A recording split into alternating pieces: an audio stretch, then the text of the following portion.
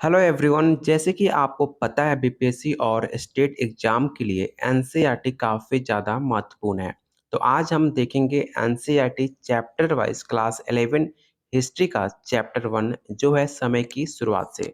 इससे जितने भी आपके इम्पोर्टेंट एमसीक्यू हो सकते हैं आज के वीडियो में काफ़ी हम डिटेल में कंप्लीट करेंगे। तो चलिए शुरू करते हैं, लेकिन उससे पहले आपको बता दें, अगर आप बीपीएससी 3.0 या स्टेट 2024 की तैयारी कर रहे हैं तो आप लोग के लिए प्रैक्टिस सेट दिया जा रहा है जिसमें आपको 1000 प्लस क्वेश्चन आंसर और आसान भाषा में व्याख्या सहित दिया जा रहा है सिर्फ 151 में। अगर आप एनसीईआरटी चैप्टर वाइज क्लास 11 और क्लास 12 का क्वेश्चन आंसर लेते हैं तो सिर्फ आपको 151 में दिया जा रहा है। अगर आप इसका कॉम्बो लेते हो तो आपको 50 रुपीज़ का डिस्काउंट मिलता है और आप सिर्फ 251 में आप इसका कॉम्बो ले सकते हो जो आपके सिलेबस को फुलफिल करता है। इसके सिवा आपको कुछ भी एक्स्ट्रा करने की ज़रूरत नहीं है। लेने के लिए आप मुझे इस नंबर पे व्हाट्सअप कर सकते हैं जो अभी तक बहुत सारे बच्चे ले चुके हैं। तो चलिए शुरू करते हैं आज का पहला क्वेश्चन। पहला क्वेश्चन है, होमो इरेक्टस पुरातन होमो स्पेसिस निएंडरथल होमो स्पेसिस की अवधि क्या है? 60,000 साल पहले, 40,000 साल पहले, इम्या से 40,000 पहले या ऑप्शन डी है 5 एमए से पहले। तो इसका जो राइट आंसर होगा ऑप्शन आपका सी हो जाएगा। क्वेश्चन नंबर सेकंड है, आज हमें आदि मानव के इतिहास की जानकारी कहाँ से मिलती है? काफ़ी मोस्ट इम्पोर्टेंट क्वेश्चन है। आपको पता है कि आदि मानव का इतिहास हमें जीवाश्मों, पत्थरों के औजारों और गुफाओं के चित्रकारियों को देखकर हमें पता चलता है आदि मानव को।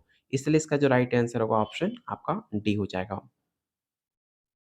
क्वेश्चन थर्ड है, अत्यधिक पुराने पौधे, जानवरों या मानव के अवशेष जो एक पत्थर के रूप में बदलकर किसी चट्टान में समा जाते हैं और लाखों वर्ष तक उसी रूप में पड़े रहते हैं, उसे हम क्या कहते हैं? ये सवाल ऑलरेडी आपके पेपर में पूछा जा चुका है एनसीईआरटी से। तो इसका राइट आंसर होगा ऑप्शन बी, उसको हम जीवाश्म कहते हैं जो काफ़ी सालों तक वो जमीन के अंदर वो पड़े होते हैं। Option B.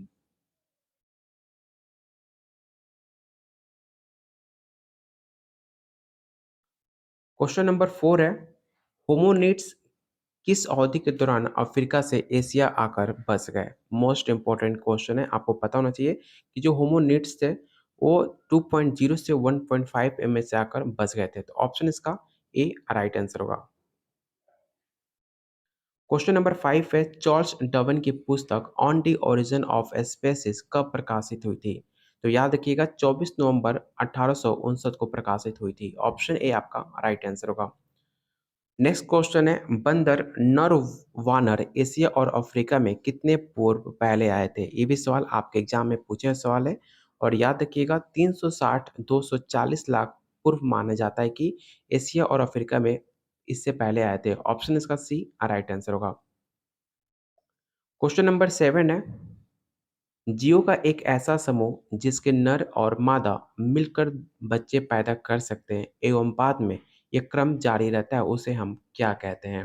तो उसे हम प्रजाति के नाम से जानते हैं। क्वेश्चन 8 है, आग की खोज ने मानव को किस प्रकार प्रभावित किया था?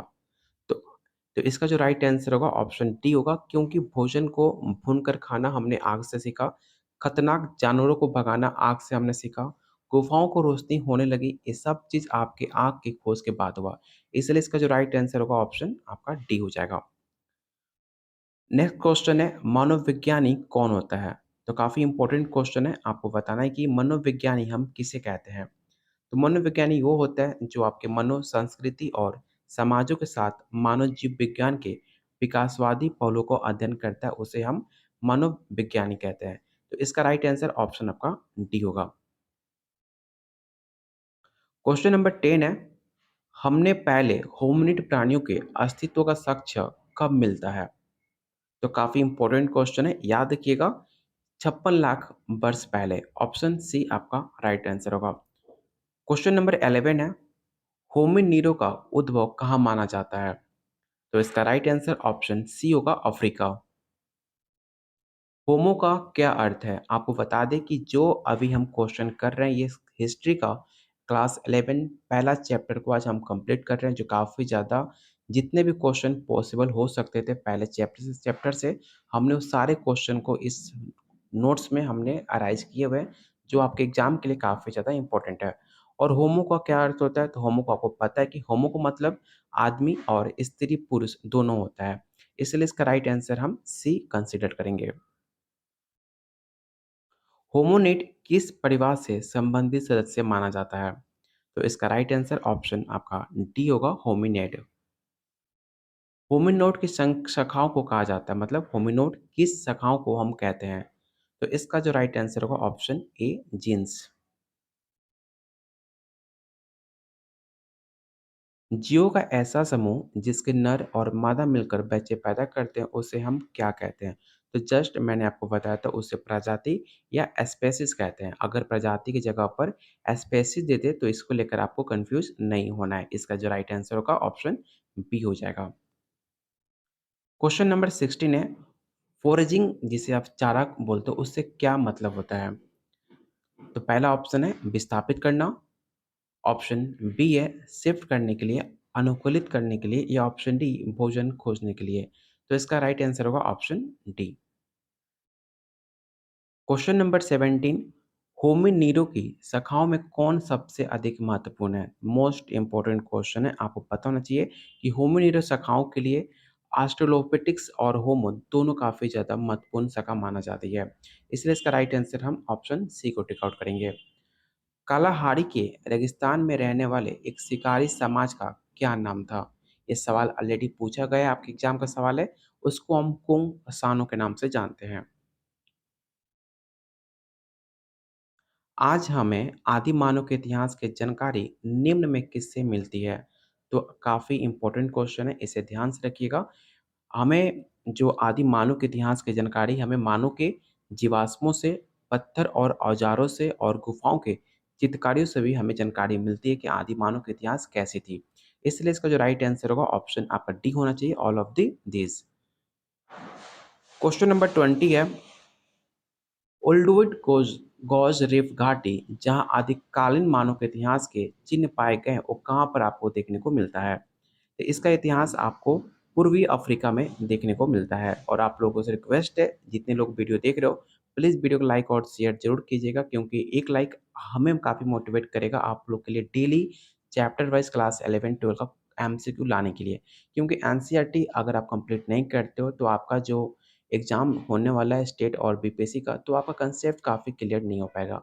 मैक्सिमम क्वेश्चन आपके एनसीईआरटी से पूछे जाते हैं, तो मैंने कोशिश किया है कि आपको हर चैप्टर वाइज़ काफ़ी डिटेल में जितना क्वेश्चन पॉसिबल हो सकता है, वो सारे क्वेश्चन को मैंने शामिल किया है। तो वीडियो को लाइक और शेयर ज़रूर कीजिएगा। क्वेश्चन 21 है, मानव का विकास कैसे हुआ? तो काफ़ी आसान सा क्वेश्चन है, काफ़ी क्रमिक रूप में हुआ। ऐसा नहीं हुआ कि सडनली एकदम इंसान छोटे से बड़ा हो गया। धीरे-धीरे एक क्रम के रूप में इंसान जो है मानव का विकास माना जाता है। तो इसका राइट आंसर ऑप्शन आपका बी हो जाएगा। एकाएक कभी नहीं हुआ। मैंने वही कहा डायरेक्टली नहीं हो गया, कभी स्टेप वाइज़ क्रमिक रूप में जैसे आप सीढ़ी चढ़ते हो, उस तरह स्टेप बाय स्टेप जाकर मानव का विकास माना जाता है। तो ऑप्शन इसका बी राइट आंसर होगा। क्वेश्चन नंबर 22 है, किस पुरातत्व स्थल का उपयोग चूना पत्थर के उत्खनन के लिए किया गया था? तो इसका जो राइट आंसर होगा ऑप्शन बी होगा, नियंडर घाटी जो आपके जर्मनी में देखने को मिलता है। क्वेश्चन नंबर 23 आपको बताना है कि होमी नियंडरस्टल के जीवाश्म कहाँ पर पाए गए थे? तो इसका जो राइट आंसर होगा ऑप्शन ए, नियंडर घाटी में। जस्ट मैंने आपको बताया था कि चार्ल्स डार्विन की जो काफ़ी फेमस पुस्तक की on the origin of species, जो आपके 24 नवंबर 1859 को प्रकाशित हुई थी। ये सवाल हमने जस्ट अभी करा था, तो किसी को भी आंसर इसका गलत नहीं होना चाहिए, क्योंकि हमने क्वेश्चन हो सकता है क्वेश्चन रिपीट मोड में मिल जाए। क्वेश्चन 25 है, 17 जुलाई 1959 को किसकी खोज हुई थी? आपको पता होना चाहिए कि 17 जुलाई 1959 को किसकी खोज हुई थी? तो याद रखिएगा, ऑस्ट्रेलोपिटेकस की खोज की मानी जाती है 17 जुलाई 1959 को। तो ऑप्शन सी आपका राइट आंसर होगा। 26 क्वेश्चन है, होमिनिड। होमिनिड प्राणी कैसे चलते हैं? तो होमिनिड अगर आपने देखा होगा, अगर नहीं देखा है तो आप गूगल पे सर्च करना होमिनिड प्राणी कैसे चलते हैं, तो आपको पता चलेगा वो सीधे खड़े होकर पिछले 2 पैरों पर वो चलते हैं। तो काफ़ी ज़्यादा आश्चर्यजनक आपको लगेगा देखकर उन्हें। तो आप गूगल पे ज़रूर सर्च कीजिएगा होमिनिड। मैंने ऑलरेडी सर्च करा हुआ है, इसलिए मैंने कहा आप भी सर्च करके देख सकते हो, काफ़ी ज़्यादा आपको पसंद आएगा।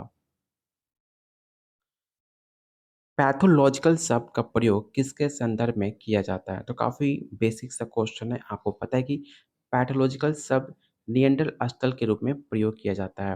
तो इसका राइट आंसर ऑप्शन आपका डी होगा। क्वेश्चन 28 है, क्षेत्रीय नियंत्रण मॉडल के अनुसार आपको बताना है कि इसका राइट आंसर क्या होगा। तो याद रखिएगा, जो आपका क्षेत्रीय निरंतरता मॉडल के अनुसार मनुष्य की उत्पत्ति एक ही स्थान पर हुई है, इसे हम कंसीडर करते हैं और मनुष्य की उत्पत्ति अलग-अलग स्थानों पर भी हुई है। तो इसका जो राइट आंसर होगा ऑप्शन आपका सी होगा, ए और बी दोनों। इसमें ऑप्शन थोड़ा आगे-पीछे है तो इसको लेकर कन्फ्यूज़ मत होइएगा। होमोनिडो का विभिन्न शाखाएँ क्या कहलाती हैं? तो जस्ट मैंने आपको बताया था कि होमोनिडो की शाखाएँ आपको जीन्स कहलाती हैं। जैसे कि आपके जो जीन्स हो गए पापा, मम्मी, दादा-दादी, सेम उनके होमोनिडो की जो शाखाएँ होती हैं वो जीन्स से विभिन्न प्रकार को विकसित होती हैं। तो इसका राइट आंसर ऑप्शन आपका ए कंसीडर कीजिएगा। क्वेश्चन नंबर 30 है, होमो हैबिलिस के जीवाश्म किस के प्राप्त किए गए थे? तो इसका राइट आंसर ऑप्शन आपका सी होगा। इंडो इथोपिया और टांजानिया से इसके जीवाश्म प्राप्त किए गए थे। इसका राइट आंसर ऑप्शन सी होगा। कोई भी क्वेश्चन मैंने अपने आउट ऑफ सिलेबस नहीं बनाया हुआ है। ये सारे नोट्स और सारे क्वेश्चन आपके एनसीईआरटी क्लास 11 में दिया हुआ है। तो बिल्कुल भी कन्फ्यूज़ मत होइएगा, क्योंकि अगर आपको एग्ज़ाम में ऐसे क्वेश्चन मिल गए तो आपको उस टाइम बोरियत फ़ील ना हो, उस टाइम आप क्वेश्चन को सॉल्व ना कर पाओ, बाद में आपको अफ़सोस ना हो। इसलिए मैंने हर एक क्वेश्चन को काफ़ी डीपली क्वेश्चन को देखा है और हर एक पॉइंट को मैंने क्वेश्चन में कन्वर्ट करा है। तो हो सके तो आपको आंसर पता ना हो तो आप लोग ट्राई कीजिएगा हर क्वेश्चन का आंसर बताने का, और जब आप बार-बार प्रैक्टिस करते हो तो आपको ऑटोमेटिक आंसर पता हो जाएगा। तो क्वेश्चन 31 कह रहा है, जाग्रोस पर्वत जो उपजाऊ और वर्तमान की एक श्रृंखला बनाते हैं वो कहाँ पर है? काफ़ी फ़ेमस एक पर्वत है जो आपको देखने को मिलेगा ईरान में। ऑप्शन डी आपका राइट आंसर होगा। आधुनिक मानव का प्रादुर्भाव 1.9 से 1.6 लाख पूर्व हुआ था, वो किससे संबंधित है? तो वो संबंधित है आपके होमो स्पेसियस से। Option D. अंतिम युग कब समाप्त हुआ? ये सवाल ऑलरेडी आपके पेपर में पूछा गया था कि अंतिम हिम युग कब समाप्त हुआ था? तो याद रखिएगा 15,000 साल पहले ही इसे समाप्त कर दिया गया था। नियंत्रण घाटी में पाए जाने वाले जीवाश्मों को कौन-सी श्रेणी में रखा गया? तो इसका जो राइट आंसर होगा ऑप्शन बी होगा। पत्थर की औजार संभवतः सर्वप्रथम किसने बनाए थे? मोस्ट इम्पोर्टेंट क्वेश्चन है, याद रखिएगा कि पत्थर का औजार सबसे पहले ऑस्ट्रेलोपिथेकस ने बनाए थे। तो ऑप्शन सी आपका राइट आंसर होगा। चारगांव में कृषि व्यवसाय में परिवर्तन का मुख्य कारण क्या था? तो मुख्य कारण क्या था आपको ये बताना। पहला ऑप्शन है हिम युग का अंत, लोहे का औजार बनाना, या ऑप्शन सी है पालतू बनाना, या ऑप्शन डी गर्म और आर्द्र स्थितियां। तो इसका राइट आंसर ऑप्शन सी होगा। दफनाने की प्रथा का सबसे पहले साक्ष्य कब प्राप्त हुआ? इसे वीवीआई क्वेश्चन टिक आउट कर लीजिएगा, क्योंकि ये सवाल आपके 68 बीपीएससी में भी पूछा गया था कि दफनाने की प्रथा सबसे पहले कहाँ पर इसका साक्ष्य देखने को मिलता है। तो याद रखिएगा लगभग 3 लाख वर्ष पूर्व आपको इसका प्रूफ देखने को मिलता है। तो इसका राइट आंसर ऑप्शन ए होगा। त्यागी हुई वस्तुओं की सफाई करने का क्या अर्थ है? तो काफ़ी आसान सा क्वेश्चन है, आपको पता है उसे हम अपमर्जन कहते हैं। Option B. हाथों की निपुणता क्या रिप्रेजेंट करती है? तो हाथों की रिप्रेज आपके हाथों की निपुणता, हाथों के लचीलापन को डिनोट किया जाता है। तो ऑप्शन बी आपका राइट आंसर होगा। कुछ क्षेत्रों में पारा जनसंख्या दबाव किस कारण हुआ? आपने देखा होगा बहुत सारे ऐसे जगह हैं जो काफ़ी ज़्यादा जनसंख्या दबाव के कारण माने जाते हैं। उस दबाव के पीछे जो मुख्य कारण है वो भोजन की उपलब्धता में वृद्धि मानी जाती है। तो इसका राइट आंसर ऑप्शन डी आप टिक आउट कीजिएगा। जीन्स किसकी शाखा है? जस्ट आपको पहले क्वेश्चन को जस्ट अपोजिट पूछ लिया गया है। पहले आपको पूछा जा रहा था जीन्स किससे फ़ायदे होते हैं, कैसे आपका होता है? तो होमोनिड्स जो है आपकी जीन्स की एक शाखा मानी जाती है। अगर आपने पहले question 2 question just same pattern पे सवाल था, लेकिन इस क्वेश्चन में आंसर को क्वेश्चन बना दिया गया है और क्वेश्चन को आंसर बना दिया गया है। तो ऑप्शन इसका ए राइट आंसर होगा। हजारों की संख्या में प्राप्त शुल्क उपकरण और हस्त कुठार कितने साल पुराने हैं? तो ऐसा माना जाता है कि 70,000 से लेकर 50,000 साल पुराने माने जाते हैं। क्वेश्चन नंबर 43, होमो इरेक्टस पुरातन होमो स्पेंसियंस नेanderthal होमो स्पेनिस किस शब्द से लिया गया है? तो इसका जो राइट आंसर होगा ऑप्शन आपका ए होगा। मनोविज्ञानी किसका एक विशेषज्ञ होते हैं? इस सवाल शायद रिपीट है, जस्ट हमने अभी कंप्लीट करा था। तो इसका राइट आंसर क्या होगा? तो इसका राइट आंसर ऑप्शन आपका बी होगा कि मानव संस्कृति और समाजों के साथ-साथ मानव जीव विज्ञान के विकासवादी पहलुओं का अध्ययन करते हैं, उसे हम मनोवैज्ञानिक विशेषज्ञ मानते हैं। गुफाओं और खुले निवास के साक्ष्य किस पुरास्थल से मिलते हैं? तो इसका जो राइट आंसर होगा ऑप्शन डी अफ्रीका। होमोनिड किसके परिवार के सदस्य हैं? तो जस्ट ये सवाल अभी हमने किया था। होमोनिड होमिनिडे क्या सदस्य के परिवार माने जाते हैं? और आज का लास्ट क्वेश्चन और काफ़ी इंपॉर्टेंट क्वेश्चन है। आपको बताना है कि अल्टामीडा की गुफा पर बनी चित्रकारियों का ध्यान किसकी बेटी मारिया ने दिलाया था? ये सवाल ऑलरेडी आपके पेपर में पूछा भी गया था, जिसका राइट आंसर ऑप्शन बी होगा मार्सेलिनो सेंट डी साउथ ओला। ऑप्शन बी आपका राइट आंसर होगा। तो ये रहा आपका हिस्ट्री क्लास 11 का पहला चैप्टर का 47 एमसीक्यू, जो काफ़ी ज़्यादा इंपॉर्टेंट है आपके एग्जाम के लिए। अगर आप वीडियो को लाइक और शेयर डेली करते हो तो आपको डेली शाम को डेली आपको चैप्टर वाइज़ क्लास 11 और क्लास 12 का जितने भी इम्पोर्टेंट एमसीक्यू हो आपको ज़रूर कराया जाएगा। तो बस वीडियो को लाइक और शेयर करना बिल्कुल मत भूलिएगा। अगर आप इसका नोट्स लेना चाहते हैं, जो अभी तक बहुत सारे बच्चे ले चुके हैं और काफ़ी कम रेट में दिया जा रहा है, जितना कि आपके डेली पॉकेट मनी और डेली खर्चे से काफ़ी कम रेट में है, जो आपके पेपर में डायरेक्ट क्वेश्चन देखने को मिल सकता है। लेने के लिए आप मुझे इस नंबर पे व्हाट्सएप कर सकते हैं, जो सिर्फ़ आपको 251 में आपको दिया जा रहा है, जिसके अंदर आपको 1000 प्लस क्वेश्चन आंसर और आसान भाषा में व्याख्या सहित प्रैक्टिस सेट दिया जा रहा है, जिसे आप प्रैक्टिस करके आप अपना स्कोर को चेकआउट कर सकते हैं। और एनसीईआरटी चैप्टर वाइज क्लास 11 और क्लास 12 का आपने देखा कि फर्स्ट चैप्टर में टोटल 48 क्वेश्चन थे, तो हमने क्वेश्चन को काफ़ी कम नहीं किया है। जितने भी क्वेश्चन पॉसिबल हो सकते हैं, हमने उतने क्वेश्चन को बनाया हुआ है। तो सब कुछ मिलेगा सिर्फ 251 में। लेने के लिए आप मुझे इस नंबर पे व्हाट्सएप करिए या फिर इस वीडियो के नंबर पे आप कमेंट कर सकते हैं। चलिए बहुत जल्द मिलते हैं अगले वीडियो में। तब तक के लिए कीप वॉचिंग, कीप शेयरिंग।